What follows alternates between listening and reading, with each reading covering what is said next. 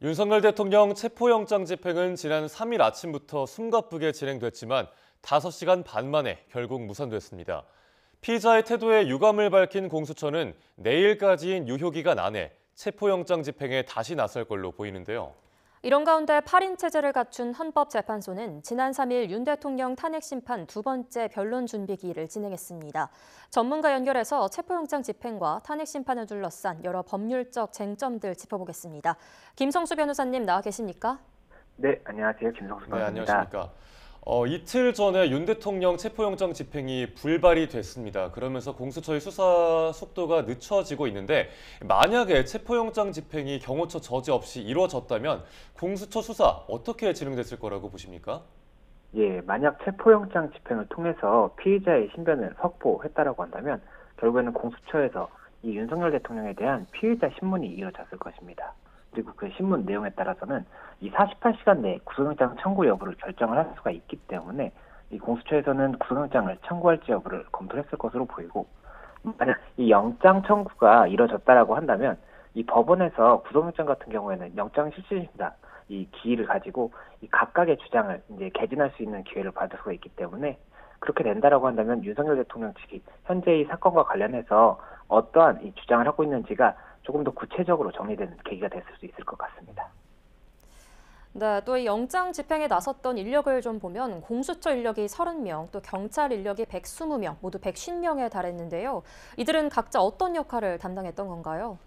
예, 일단 공수처 같은 경우에 인력이 공수처 검사 그리고 수사관들로 이제 이루어졌다고 볼 수가 있는데, 이 인원들을 다 합친다고 하더라도 사실 굉장히 수가 적습니다. 그러다 보니까는 아무래도 지금 이번 영장 집행 과정에서 뭐 지지자들 또는 뭐 경호처와의 충돌이 이제 예상된다라는 이야기가 나왔었기 때문에 이 경찰 인력에 대해서도 이번 협조 요청이 있었던 것으로 생각이 됩니다. 그리고 이와 관련해서 이 경찰 인력에 대해서 공수처는 수사 지휘권이 없기 때문에 만약이라도 경찰이 이 영장 집행 과정에 있어서 수사 지휘를 받는다라고 한다면 불법성이 있다라는 주장이 나왔었는데, 그런 주장이 있었기 때문에라도 더 이 경찰에서는 이 공수처법 17조 사항에 따른 공수처의 안전 조치라든지 이런 부분에 대한 업무를 협조하는 역할을 하고 공수처가 영장 집행에 대한 주된 역할을 했을 것으로 생각이 됩니다.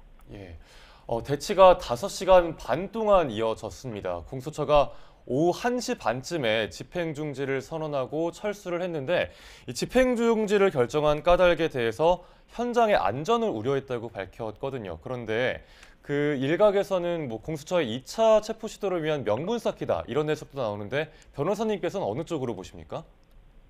다양한 가능성이 있는 것 같습니다. 이 말씀하셨던 것처럼 이른 오전부터 이제 굉장히 대치 상황이 이루어졌고 1차, 2차 저지선은 굉장히 쉽게 지나가게 됐던 상황이 있었거든요. 그렇다 보니까 이 당일에 영장 집행이 되는 것이 아니냐 이런 이야기도 나왔던 것인데, 그리고 5시간 반 정도 이후에 철수를 했다는 소식이 나오다 보니까는 아무래도 결국에는 최종적으로 관저의 건물 안에 들어가는 그 단계에서 결국 이 물리적인 충돌이 없이는 불가능하다라고 판단했던 것이 아닌가 생각이 됩니다. 그렇다라고 한다면 이 국가 기관 간에 물리적인 충돌이 있다는 것 자체에 대해서는 굉장히 부적절하다고 판단을 해서 철수한 것이 아닌가 생각이 되고, 그리고 이런 상황에서 일단은 강제적인 집행을 할 수 없다라고 한다면 공수처 입장에서는 이러한 모습을 계속해서 이제 쌓아오는 것 자체가 향후에 뭐 체포영장을 다시 발부받는다든지 아니면 구속영장을 이 청구하는 그 과정에 있어서 중요한 사실관계가 될 수가 있기 때문에 그런 부분들에 대해서도 검토하지 않았을까 생각은 됩니다. 네, 또 경호처가 영장 집행을 막아서면서 법적 근거로 형사소송법 제110조와 111조를 내세웠죠. 이게 어떤 내용인가요? 예, 이 형사소송법 110조부터 설명을 드리겠습니다. 이 형사소송법 110조 같은 경우가 군사상 비밀과 압수에 관한 규정이고, 군사상 비밀을 요하는 장소는 책임자의 승낙 없이는 압수 또는 수색할 수 없다라는 규정이 있습니다. 그리고 또 111조 같은 경우는 공무상 비밀과 압수라고 해서 공무원 또는 공무원이었던 자가 소집 또는 보관하는 물건에 관하여서는 이 부분 관련 승낙이 없이는 압수할 수 없다라는 규정이 있습니다. 그래서 이 기존의 대통령실이라든지 이 대통령 안가에 대해서 압수수색 영장을 집행하려고 했을 때 그때 당시에도 이제 이 형사소송법 110조, 111조를 이유로 해서 경호처에서 수색이나 압수를 이제 불허했던 사례가 있었습니다. 그래서 이 부분 관련 이번에도 결국에는 윤석열 대통령을 체포하기 위해서는 윤석열 대통령의 위치를 파악을 하고 또 이제 건물에 들어간다든지 하는 절차를 진행을 해야 되는데, 그러기 위해서는 수색 영장을 통한 수색이 필요한 상황이었거든요. 그래서 이 부분을 통해서 결국엔 또 형사소송법 110조의 이유로 수색할 수 없다라고 하는 부분이 이제 쟁점이 되지 않겠나라는 이야기가 나왔던 부분이 있습니다. 그리고 지금 현재 기존과 다르게 기존에는 압수수색 영장이었고 뭐 물건이라든지 어떤 기록에 대한 압수수색이 이제 쟁점이 됐던 부분인데 이번 같은 경우에는 이 체포영장이었고 대통령에 대한 부분이었지 않습니까? 그렇다 보니까 경호처에서는 대통령경호법 5조에 따라서 이 경호구역에서의 뭐 교통관리라든지 질서유지, 뭐 안전조치 이런 부분을 이제 근거로 했다라고 주장을 하고 있는 부분도 있기 때문에 이에 대해서도 법리적인 충돌이 있는 상황입니다. 네. 그런데 이 두 조항의 경우가 이번 체포영장엔 적용되지 않는다고 영장 전담 판사가 체포영장에 명시한 부분들이었잖아요. 이걸 놓고 공수처 측과 윤 대통령 변호인단 사이에 논란이 있었는데 이 부분도 좀 짚어주시죠. 예, 이번 사건 같은 경우에는 앞서 말씀드렸던 것처럼 이 체포영장과 수색영장이 발부가 됐었고 수색을 할 수 있느냐에 대해서가 이제 형사소송법 110조, 111조가 쟁점이 됐던 겁니다. 그런데 111조 같은 경우에는 이 물건에 관해서 압수 또는 수색을 하는 그 규정이기 때문에 결국은 형사소송법 110조가 이제 가장 중요한 쟁점이 된다고 볼 수가 있었던 부분이고 이에 대해서 영장이 발부되는 과정에서 이 영장에 해당 영장에 관해서는 이 형사소송법 110조, 111조의 이 부분이 제외된다라는 취지가 적혀있다는 이야기가 나오다 보니까는 그렇다면은 재판부가 이 법에서 형사소송법에서 규정하고 있는 이 법률의 내용에 관해서 미리부터 이 부분이 제외된다라고 할 수 있는 것이냐에 대해서 굉장히 논란이 됐었던 부분이 있고 그렇기 때문에 윤석열 대통령 측에서는 이 부분 기재가 되어 있는 것 자체가 체포영장의 이런 완전성을 침해하는 부분이다라고 이야기를 해서 굉장히 조금 다툼이 있었던 상황입니다. 네, 이 체포영장 집행 유효 기간이 당장 내일까지죠. 1월 6일까지인데요. 공수처가 다시 집행에 나설 걸로 보십니까? 또 나선다면 언제쯤으로 예상하시나요? 예, 일단 영장 같은 경우에는 7일 정도로 이제 유효기간을 두는 것이 기본적입니다. 그렇다 보니까 이번 이제 영장 같은 경우도 6일 자정까지라고 알려져 있거든요. 그래서 6일 자정 전에 아무래도 공수처가 한 차례 정도는 더 집행 시도를 하는 모습을 보이지 않겠느냐라는 이야기가 나왔었고 그것 자체가 만약에 공수처가 이 집행을 하는 시도를 했을 때 이에 대해서 결국 또다시 경호처라든지 지지자들을 통해서 이 부분 실행이 되지 않는다라고 한다면 앞서 말씀드렸던 것처럼 뭐 구속영장 청구라든지 체포영장의 재발부라든지 이런 부분에 있어서 굉장히 중요한 사실관계가 될 수가 있을 것이기 때문에 아무래도 한 차례 이상은 더 있을 것이 아니냐 이렇게 예상이 됐던 부분이 있었습니다. 그런데 네. 말씀드렸던 것처럼 6일 자정까지이기 때문에 결국에는 진행을 한다라고 하면 오늘 아니면 내일밖에 일정이 없는 것이고 만약에 오늘 진행을 한다라고 한다면 지난번에도 오전에 진행을 했었기 때문에 이번에도 오전에 하지 않을 것이냐라는 이야기가 나왔었던 부분이 있고 또 이게 내일 같은 경우에는 마지막 영장에서의 유효기간이 마지막 날이기 때문에 더 지지자라든지 경호처의 방비가 굉장히 더 높아질 수가 있는 부분이 있기 때문에 오늘이 유력하다라는 이야기가 나왔던 부분이었는데 현재 지금 오전까지도 아무런 움직임이 보도가 되지 않는 것으로 봤을 때는 공수처에서 또 다른 여러 가지 좀 검토를 하고 있지 않나 생각이 듭니다. 예, 시간이 내일 자정까지이기 때문에 공수처도 계속해서 고심을 이어갈 걸로 보입니다.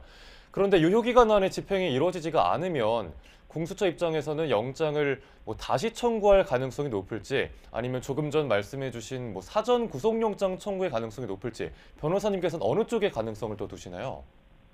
공수처에서도 굉장히 고민을 하고 있고 아직까지 결정을 못했을 부분일 것 같습니다.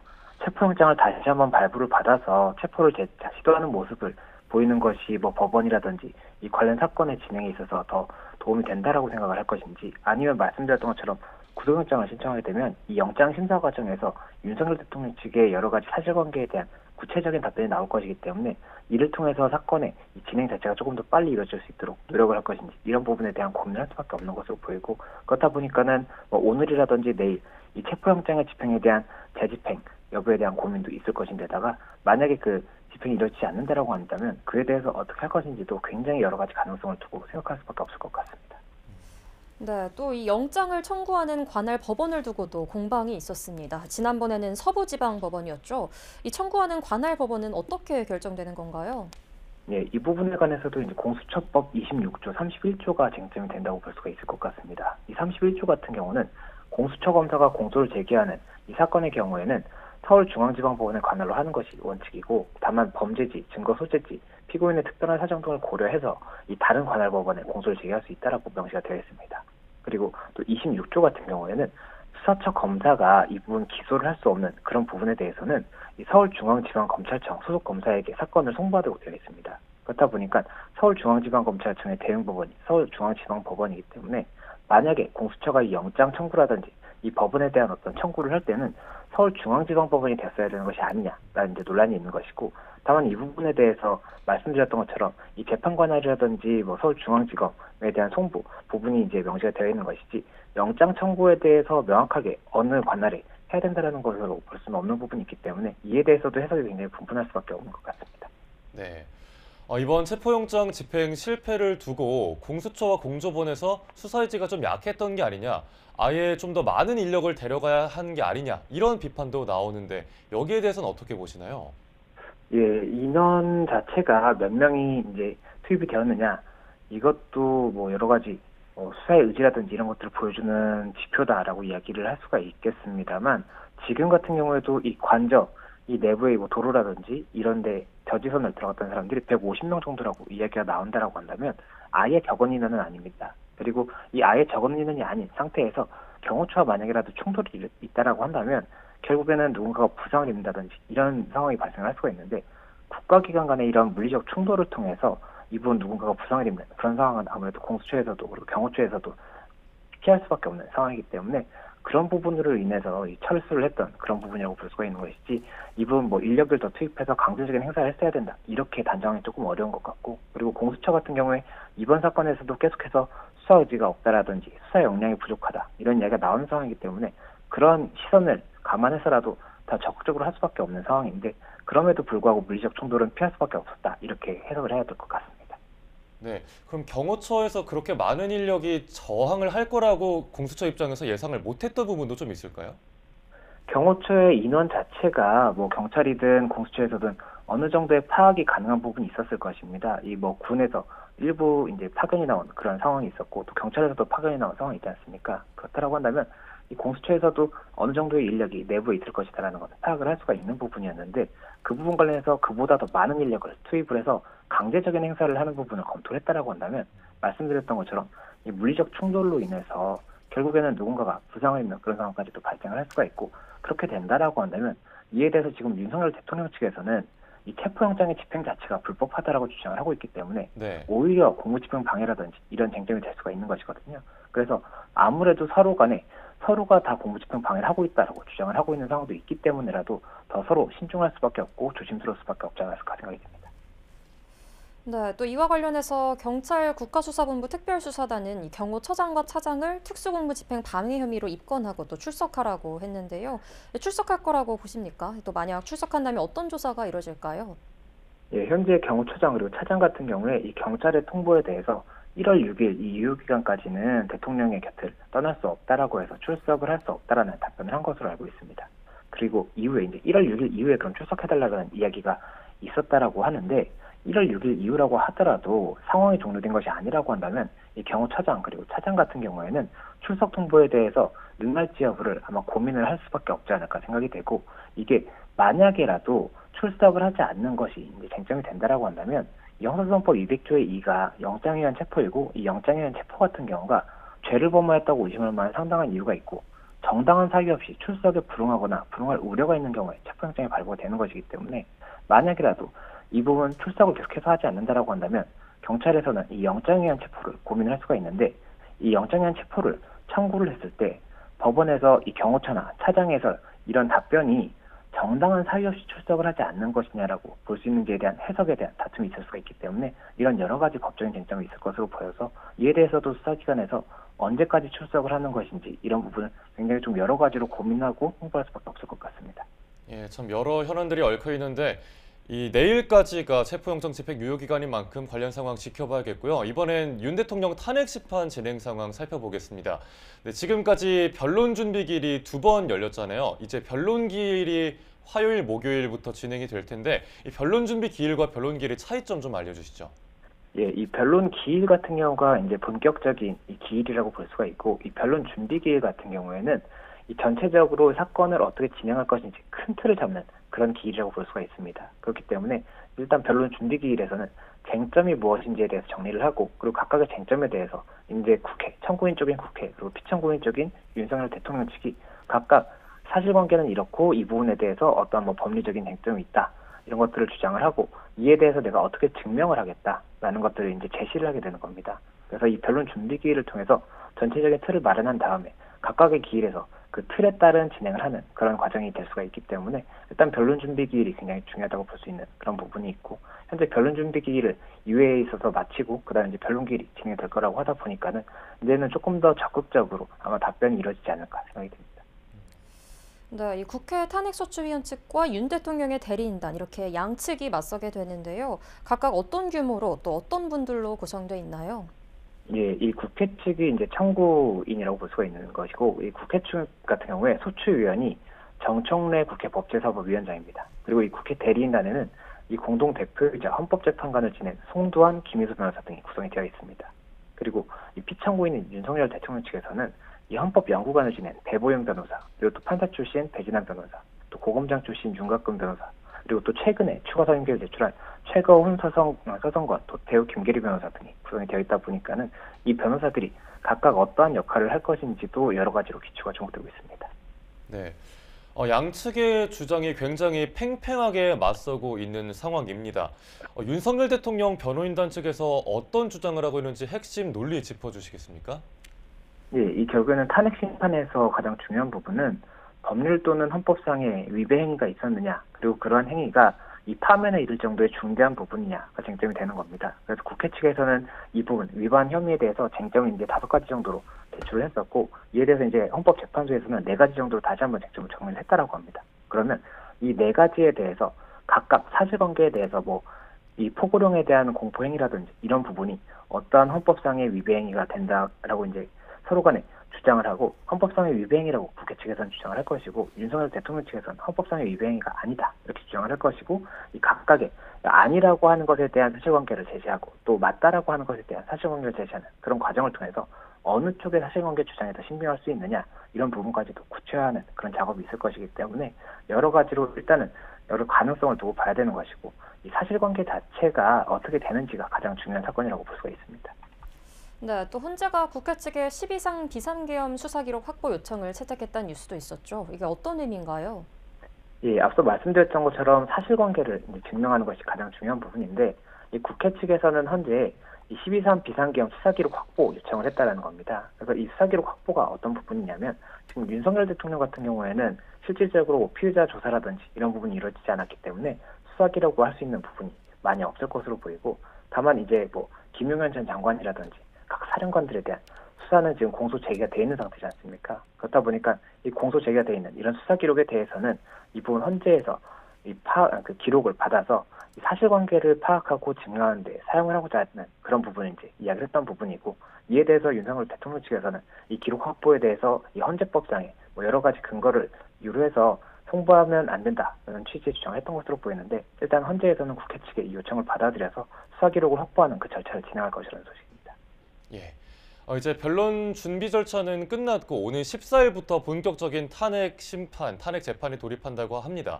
앞으로 헌재 탄핵 심판이 어떻게 진행될 걸로 보시는지, 또 윤 대통령이 직접 출석 의사를 밝힐지도 궁금하거든요.